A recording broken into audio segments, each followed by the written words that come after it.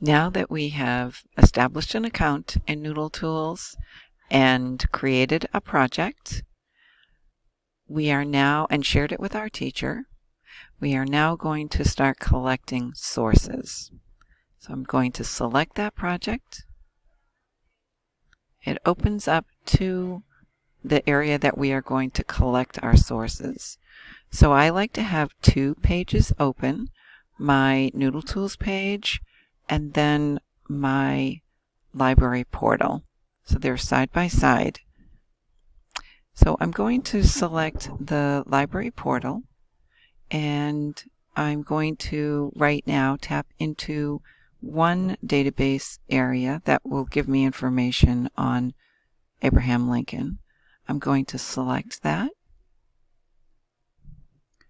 And once I show you how one database works, they all pretty much work in a similar fashion.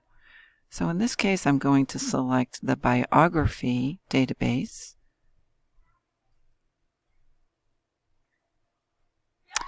And then I'm going to put Abraham Lincoln's name in here. And as soon as you type it, it'll pop up.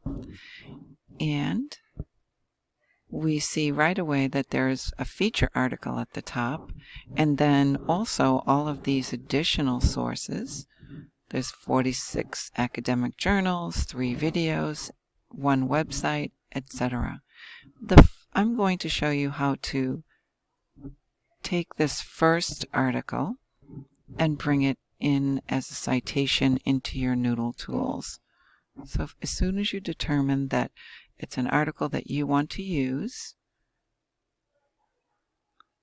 you can go to the very top to the word Cite, and then this new dialog box opens. We're going to go to Export to Noodletools.